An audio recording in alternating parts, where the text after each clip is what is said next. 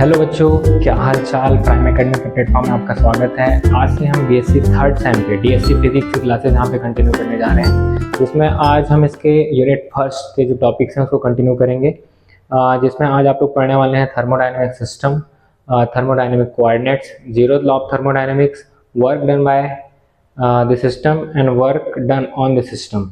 ये कुछ टॉपिक्स हैं जिसको आज अपन लोग यहाँ पे पढ़ने वाले हैं।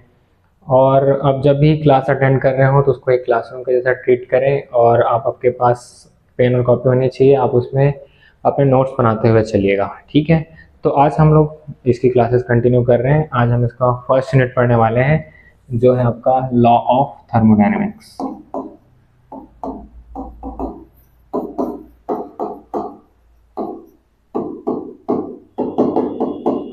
ठीक है, तो इसमें सबसे पहले पढ़ना है कि हमको ये थर्मोडायनेमिक्स होता क्या है। ये इंट्रोडक्टिव वीडियो टाइप का है आपका। पहले तो आपको थर्मोडायनेमिक्स को समझना पड़ेगा, फिर उसके बाद उसके थर्मोडायनेमिक सिस्टम क्या होता है, कोऑर्डिनेट क्या होता है, इसकी बात अपन लोग यहाँ पे करने वाले हैं। तो थर्मोडायनेमिक्स में हम लोग बेसिकली दो चीज़ें हमको जाननी है। पहले तो एक होता है हीट और एक होता है टेम्परेचर। क्या हमको इन दोनों में डिफरेंस पता है? हीट जो होता है वो एनर्जी होता है। हीट किसके फॉर्म पे होता है? एनर्जी के फॉर्म पे होता है। जब किसी भी ऑब्जेक्ट को अपन हीट देते हैं, मतलब उसको अपन एनर्जी देते हैं, ठीक है, तो उसके साथ साथ उसका टेम्परेचर क्या होता जाता है? बढ़ते जाता है। मतलब जो टेम्परेचर है वो मेजर करने की क्वांटिटी है कि कोई ऑब्जेक्ट कितना हॉट है, कितना कोल्ड है, उसको बताने के लिए किसका उपयोग करते हैं हम लोग? टेम्परेचर का, ठीक है। और हीट क्या है? एनर्जी है। किसी ऑब्जेक्ट को एनर्जी दे रहे हैं, मतलब हीट एनर्जी दे रहे हैं, तब उसका टेम्परेचर क्या होता जाता है? राइज होते जाता है, ठीक है। तो कोई आपका जो हीट है, आपको समझ आ गया होगा, हीट क्या है? एनर्जी है, ठीक है, जो अपन किसी ऑब्जेक्ट को देते हैं, और इसके कारण उसका टेम्परेचर अगर बढ़ रहा है, मतलब वो जितना ज़्यादा उसको हीट एनर्जी देंगे, उसकी टेम्परेचर क्या होता जाएगा? उतना बढ़ते जाएगा। मतलब टेम्परेचर क्या है? मेजरमेंट ऑफ हीट, ठीक है। तो ये दोनों चीज़ आपको समझ आ गई होगी, हीट क्या है और आपका टेम्परेचर क्या है। तो अब अपन बात कर लेते हैं कि थर्मोडायनेमिक्स क्या है। थर्मोडायनेमिक्स बेसिकली जो हीट एनर्जी है और अदर टाइप के मैकेनिकल एनर्जी है, उन दोनों के बीच किस टाइप का रिलेशंस होते हैं उसको समझना, उसी को अपन लोग क्या बोलते हैं? थर्मोडायनेमिक्स। थर्मोडायनेमिक्स मतलब थर्मल प्रॉपर्टी, डायनेमिक्स मतलब आपके डिफरेंट टाइप के एनर्जीज हैं, उनके बीच जो रिलेशन उसको हमको क्या करना है? यहाँ पे स्टडी करना है। इसी को बोलते हैं कि आपका थर्मोडायनेमिक्स, ठीक है। तो अब इसके बाद अपन लोग समझ लेते हैं क्या? Thermodynamic system. अब ये थर्मोडायनेमिक सिस्टम क्या है, ठीक है। पूरे यूनिवर्स में एक, अब क्या कर लो, कोई एक पर्टिकुलर पार्ट ले लो, ठीक है, जो किस पे डिपेंड करे? Thermodynamics coordinates. किस पे डिपेंड करे? Thermodynamics coordinates. अब ये थर्मोडायनेमिक्स कोऑर्डिनेट्स क्या होते हैं? Pressure, volume, temperature. इस पे अगर उसका आपका स्टेट डिफाइन कर रहा है तो उसको अपन लोग क्या बोलेंगे? Thermodynamic system. लाइक आपके पास क्या है? एक प्रेशर कुकर है, ठीक है, इसमें आपने क्या किया है? कोई वाटर रखा हुआ है थोड़ा बहुत, ठीक है। अब इसको आप क्या करो? नीचे से हीट एनर्जी दो। हीट एनर्जी देंगे तो ये क्या होगा? इसमें जो आपका लिक्विड था वो क्या किस में कन्वर्ट होना चालू हो जाएगा? गैस में कन्वर्ट होना चालू हो जाएगा, ठीक है। और धीरे धीरे इसके ऊपर क्या बनेगा? प्रेशर बढ़ेगा और यहाँ पे आपका सीटी बजेगा, ठीक है। तो इसमें हो क्या रहा है? जैसे मैंने इसका टेम्परेचर, इसको हीट एनर्जी देते जा रहे हैं, ठीक है, तो यहाँ पे जो लिक्विड था वो किस में कन्वर्ट होना चालू हो गया? गैस में। गैस में जब कन्वर्ट होगा तो इसका देखो यहाँ पे जब आपने हीट एनर्जी दिया तो इसका टेम्परेचर क्या होते गया? बढ़ते गया। टेम्परेचर बढ़ा तो ये किस में कन्वर्ट हुआ? गैस में कन्वर्ट हुआ, जिसके कारण इसका जो प्रेशर है वॉल पे वो बढ़ा। जैसे इसका प्रेशर क्या हुआ? वॉल पे बढ़ा, ठीक है, इट मीन इसका वॉल्यूम भी क्या होते जा रहा है? बढ़ते जा रहा है। मतलब इसका स्टेट क्या होते जा रहे हैं? चेंज होते जा रहे हैं। मतलब ये किस पे डिपेंड कर रहा है? पी, वी और टी पे, ठीक है। तो जो भी सिस्टम किस पे डिपेंड करे? आपका थर्मोडायनेमिक कोऑर्डिनेट्स पे डिपेंड करे, उसी को अपन लोग क्या बोलते हैं? थर्मोडायनेमिक सिस्टम बोलते हैं। जैसे हमारा ह्यूमन बॉडी है, ह्यूमन बॉडी भी क्या है? थर्मोडायनेमिक सिस्टम है। जैसे जैसे आपका क्या होगा? टेम्परेचर बढ़ेगा, हीट बढ़ेगा, आपके बॉडी से क्या निकलना चालू हो जाता है? पसीना निकलना चालू हो जाता है। और अलग अलग टाइप के होते हैं। जैसे आपके पास एक सिलेंडर है, ठीक है, मान के चलिए कोई सिलेंडर है, इसमें क्या है? आपका कोई गैस भरा हुआ है, ठीक है। अब यहाँ पर आप क्या कर दो? एक पिस्टन लगा दो। अब पिस्टन की इसे अगर इसका अपन क्या करें? अगर प्रेशर को अगर बढ़ाते जाएं इस पर, ठीक है, इसको अगर अपन नीचे लाते जाएं, ठीक, तो इसमें क्या होते जाएगा? अगर अपन प्रेशर बढ़ाएं, इसको नीचे लाएं, ठीक है, तो ये इसका क्या हो जाएगा? वॉल्यूम और कम हो जाएगा। प्रेशर बढ़ाएंगे, ठीक है, प्रेशर बढ़ाएंगे तो इसका वॉल्यूम क्या हो जाएगा? कम हो जाएगा। अब क्या होगा? इसके मॉलिक्यूल्स आपस में एक दूसरे के साथ ज़्यादा लड़ेंगे, एक दूसरे से ज़्यादा टकराएंगे, तो हो सकता है इसका टेम्परेचर क्या हो जाए? और बढ़ जाए। ठीक है, तो थर्मोडायनेमिक सिस्टम क्या होता है, जिसमें अपन क्या करें, जो थर्मोडायनेमिक कोऑर्डिनेट्स पे डिपेंड करें, मतलब प्रेशर, वॉल्यूम, टेम्परेचर, इसके बाद एक और नया टर्म आएगा इंटरनल एनर्जी, इन चीजों पर जो डिपेंड करता है उसी को हम लोग क्या बोलते हैं, थर्मोडायनेमिक सिस्टम। ठीक है, तो अपन हम इसका नेक्स्ट पार्ट अपन पढ़ते हैं। अब इसमें आपका क्या आता है, थर्मल इक्विलिब्रियम। क्या जानना है अपने को, थर्मल इक्विलिब्रियम।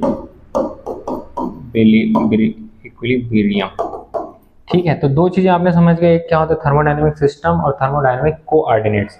अगर कोई एक थर्मोडायनेमिक सिस्टम है, ठीक है, इसका मान के चलो कोई ना कोई प्रेशर होगा, कोई ना कोई वॉल्यूम होगा, कोई ना कोई क्या होगा, इसका टेम्परेचर होगा।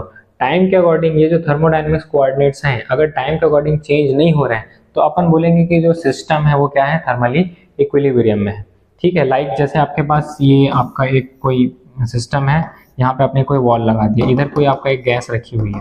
ठीक है, आपने यहाँ पे एक नॉब लगा के रखा है, नॉब को आप खोलोगे तो यहाँ से गैस जो है वो इधर पास होना स्टार्ट हो जाएगा। ठीक है, अब धीरे धीरे ये होगा, इसका प्रेशर क्या होते जाएगा, धीरे धीरे इस पर जाते जाएगा तो प्रेशर कम होते जाएगा, प्रेशर कम होते जाएगा तो आपका वॉल्यूम क्या होते जाएगा, बढ़ते जाएगा। ठीक है, मान के चलो ये जो आपका जो वॉल है वो जो बाहर के साथ कैसा है, थर्मली कांटेक्ट में है, मतलब यहाँ से आपका जो टेम्परेचर है वो बाहर सराउंडिंग में जा सकता है, तो थोड़े समय बाद क्या होगा, इसका जो टेम्परेचर है वो भी क्या हो जाएगा, आपका नॉर्मल हो जाएगा। ठीक है, मतलब वो बैलेंस हो जाएगा। ठीक, तो इस कंडीशन में बाद में जाके इसका ना तो प्रेशर बढ़ने वाला है, ना वॉल्यूम बढ़ने वाला है, ना टेम्परेचर बढ़ने वाला है, उसमें कोई चेंजेस नहीं होगा एक टाइम के बाद। मतलब ये जो बॉडी है वो किस में आ जाएगा, आपका थर्मल इक्विलिब्रियम में आ जाएगा। ठीक है, तो कोई भी ऐसा सिस्टम जिसका जो ये थर्मोडायनेमिक कोऑर्डिनेट है टाइम के अकॉर्डिंग अगर चेंज नहीं हो रहे हैं तो अपन लोग बोलेंगे कि वो जो सिस्टम है वो किस में है, थर्मल इक्विलिब्रियम में है। ठीक है, तो ये आपको क्लियर हो गया होगा। अब इसमें अपन नेक्स्ट आगे कंटिन्यू करते हैं।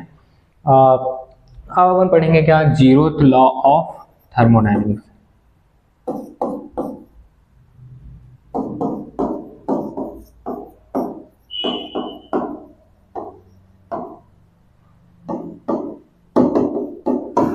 अब जीरोथ लॉ ऑफ थर्मोडायनेमिक्स क्या होता है, बहुत ही सिंपल है। यहाँ पर आपके पास तीन सिस्टम है, एक ए है, आपके पास एक सिस्टम बी है और एक और सिस्टम है।